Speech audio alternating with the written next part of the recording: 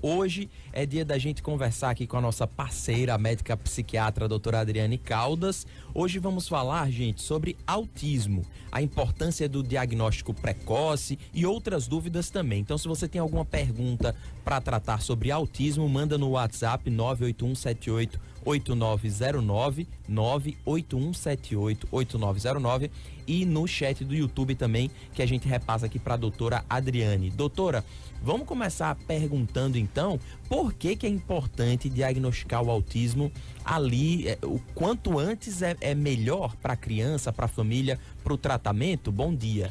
Bom dia a todos os ouvintes, todos do Grupo DAIO. É importantíssimo a gente fazer o diagnóstico. Primeiro que o transtorno do espectro autista é um transtorno do neurodesenvolvimento, né? Então, quanto mais cedo você diagnosticar, melhor as habilidades essa criança vai ter, né? A gente sabe que o autismo, ele tem uma dificuldade maior na interação social, pode ter um atraso na linguagem, movimentos estereotipados, movimentos estranhos, né? Então, quanto mais precoce a gente puder identificar esses sintomas, essa criança vai passar por uma equipe multidisciplinar para ela ser estimulada e ela estar mais adaptada na vida adulta. Então, é importantíssimo porque é um transtorno do neurodesenvolvimento. E hoje a gente tem visto muitos adultos sendo diagnosticados, assim, principalmente por causa do conhecimento. Hoje a gente sabe mais sobre, né, o transtorno do espectro autista. Ainda bem, né? A gente sabe, eu como mãe atípica, né? Eu digo, nós sabemos, não sabemos ainda o suficiente. Todos os dias tem uma nova descoberta, né? Mas já avançamos muito. E o que a gente tem visto são muitos adultos se identificando, né? Sendo diagnosticados agora, não é isso, doutora Adriane? O que acontece? Eu tenho recebido muito adultos e a partir do diagnóstico dos filhos. Então, os filhos são diagnosticados, eles começam a se perceber ali naquela situação, que eles também passaram por isso, e aí eles começam a buscar a ajuda do profissional para fazer o diagnóstico. E aí é muito complicado a gente fazer um diagnóstico na vida adulta, com tantos prejuízos que essa pessoa já teve e não sabia que tinha. Então, normalmente essas pessoas, elas têm um diagnóstico do autismo mais leve, né? Um transtorno do espectro autista mais leve. Mas que isso levou muito sofrimento na vida dessa pessoa todinha. Então, se essa pessoa tivesse sido diagnosticada desde o início, né?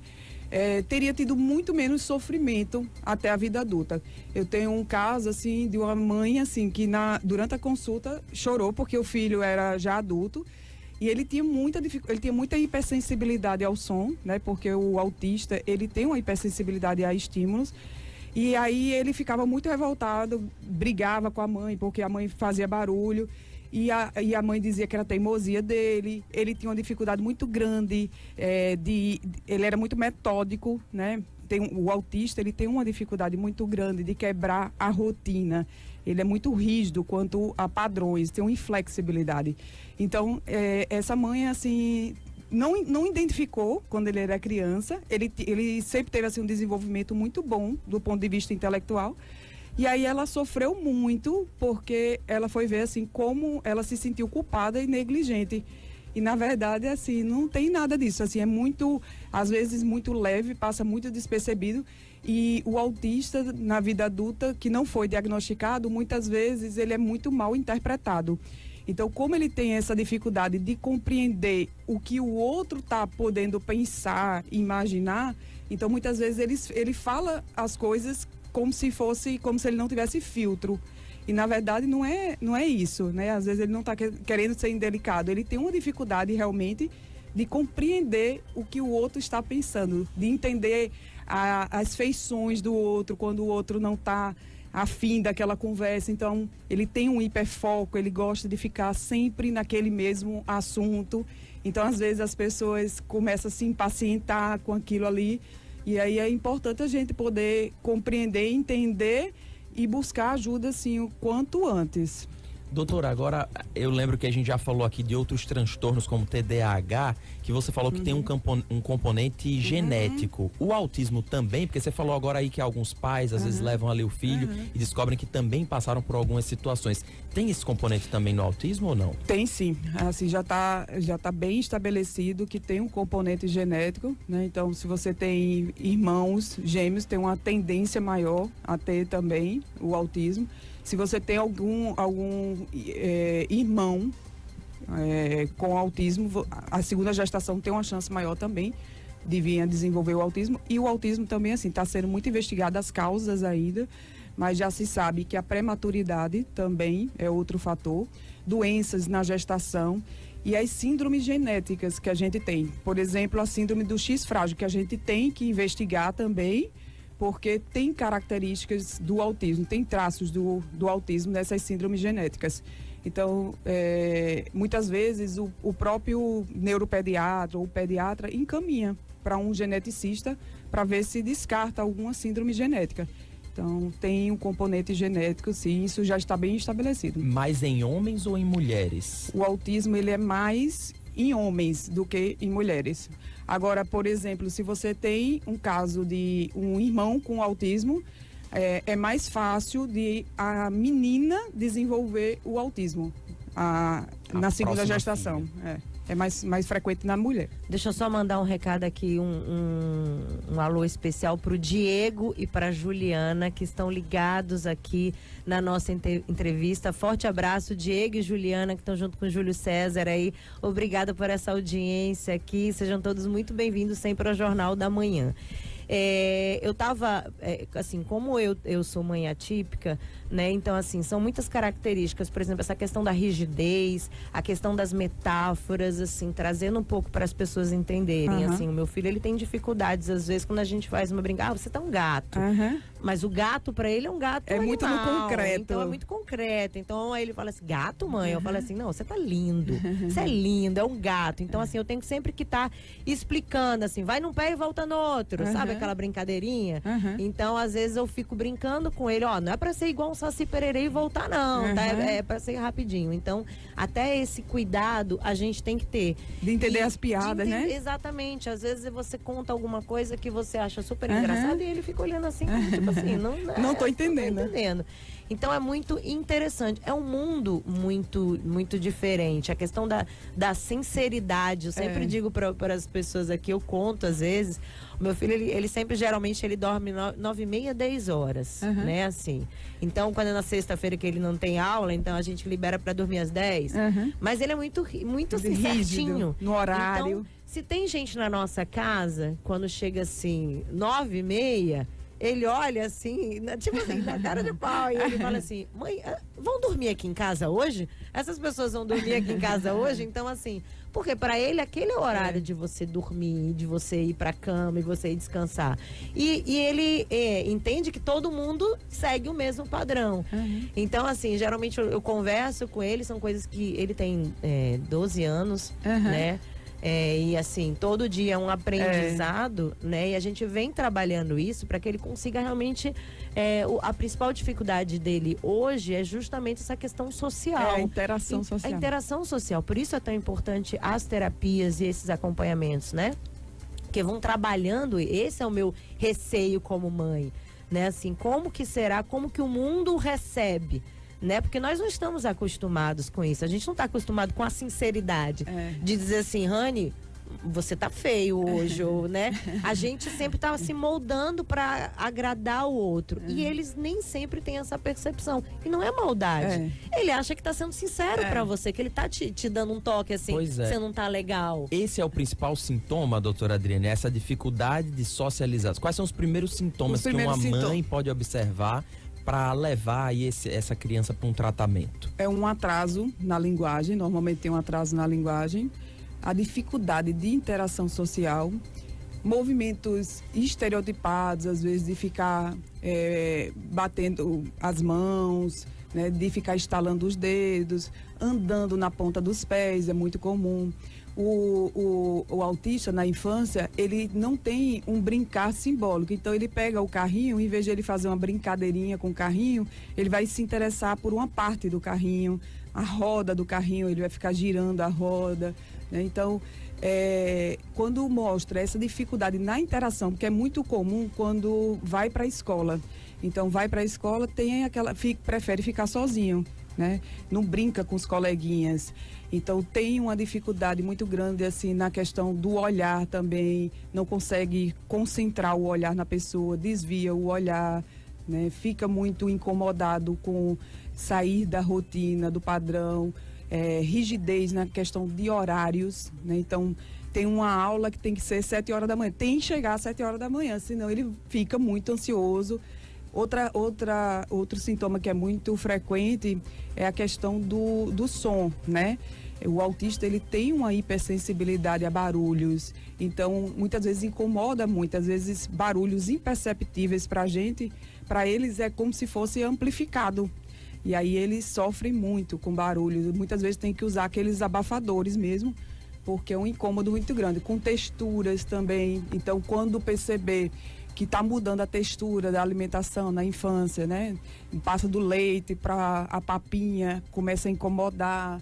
Algumas texturas de alimentos não come, ou de cheiros mesmo, né? Ele tem uma hipersensibilidade a todos os sentidos. Então, isso já são indícios. Eu tenho uma dúvida aqui, porque a gente de uma geração mais anterior escutava muitos mitos com relação ao autismo, né? Por exemplo, de que todo autista é superdotado, vai ser muito inteligente, vai ser um Albert Einstein porque tem autismo. Uhum. Eu queria que você explicasse um pouquinho e falasse desses mitos com relação a superinteligências, né? Com relação a quem é diagnosticado. Não necessariamente todos os autistas vão ser superdotados, né? Pelo contrário, assim, tem uma chance maior, assim, tem uma relação maior até com déficit intelectual.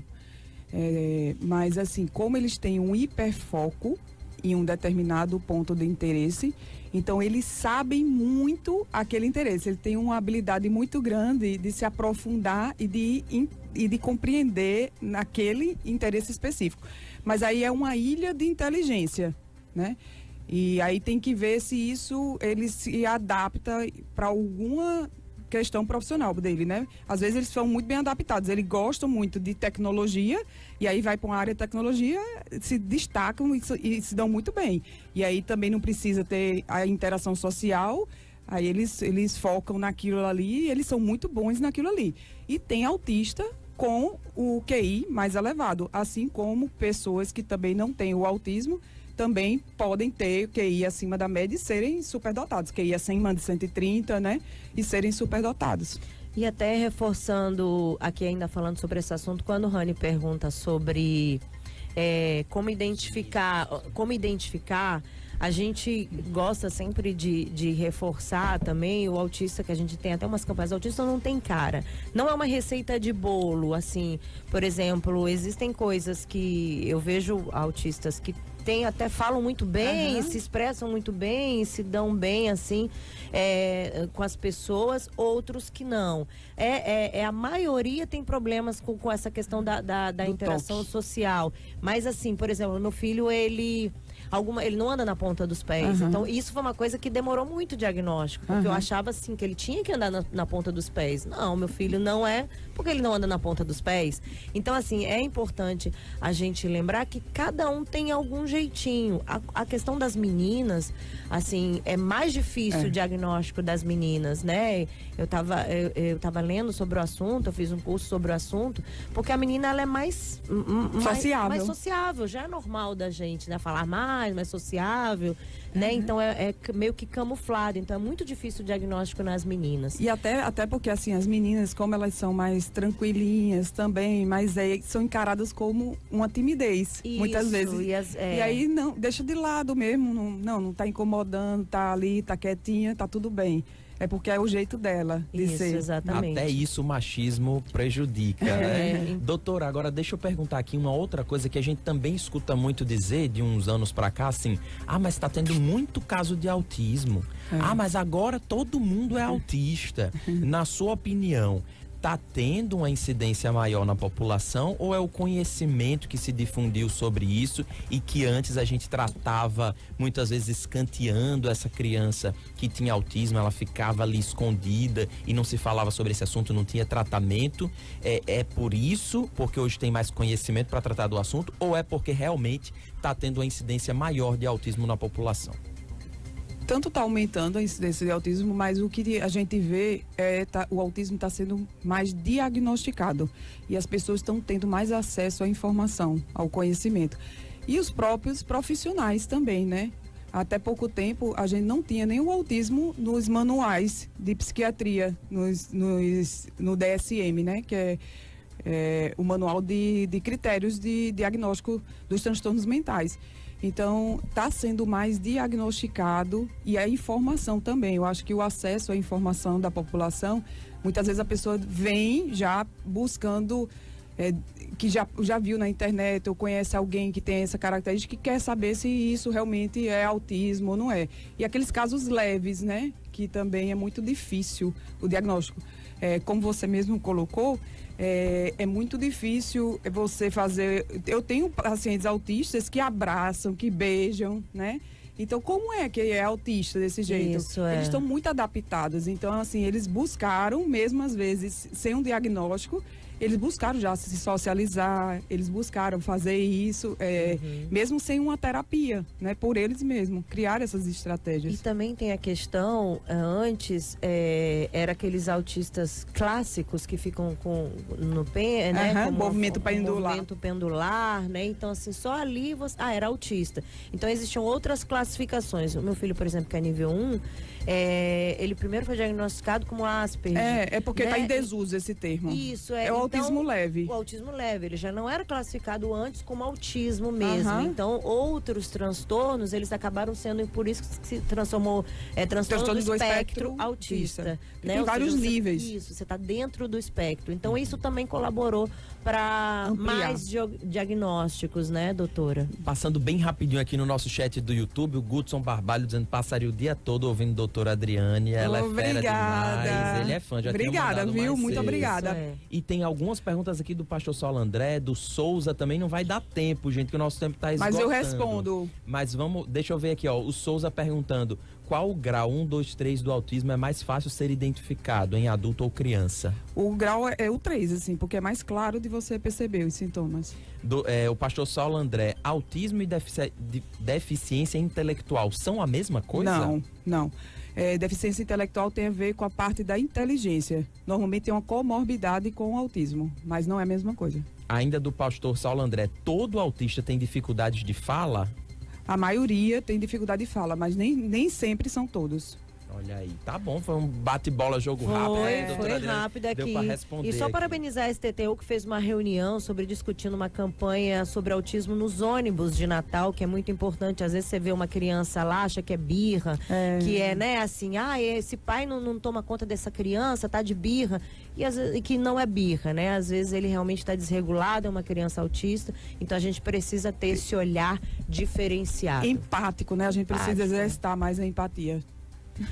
Tempo esgotado, é um tema que eu passaria também, olha, igual o Gudson, assim, passaria um programa inteiro falando, porque são muitas dúvidas que surgem, quanto mais a gente fala, mais as pessoas, elas se conscientizam da importância do olhar pelo outro. Essa é a nossa preocupação de mãe. E aí eu quero que você conclua. Não, é só, assim, agradecer muito o convite, né, e eu adoro, assim, tratar as crianças com autismo e ver o desenvolvimento e ver, assim, na vida adulta, quando chega na vida adulta. Eu tenho crianças que hoje são adultas, então é muito gratificante trabalhar com elas e busquem ajuda mesmo, busquem uma equipe multidisciplinar desde o início, tem que ser estimulado. É isso, muito obrigado, doutora Adriane. A Andréia aqui ficou emocionada. A gente que acompanha nas redes sociais vê que de vez em quando ela faz relatos emocionantes, lindos com relação a essa relação mesmo de mãe e filho, né? Que não deve ser fácil, mas que eu tenho certeza que é prazerosa, é de muito amor acima de tudo, né? É muito amor, é muita demonstração de amor. É muito amor, é muito amor. Eu sou muito grata pelo meu filho. Ele é incrível, maravilhoso. Sou apaixonada por ele, adoro falar sobre ele. Mas a nossa preocupação, eu sempre digo, não é com ele, é com o outro. É com a sociedade. É com a sociedade. E é muito difícil a gente tá lidando com isso sempre.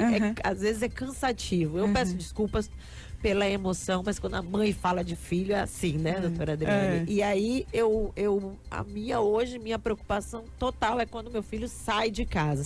Normalmente a gente como mãe já tem essa questão, quando a gente sabe que a sociedade não está preparada e não sabe lidar com ele, com essas suas características peculiares, que eu amo, aprendo muito. Meu filho é uma escola diária na minha casa, assim. Eu sou grata por ser mãe dele, é um presente. A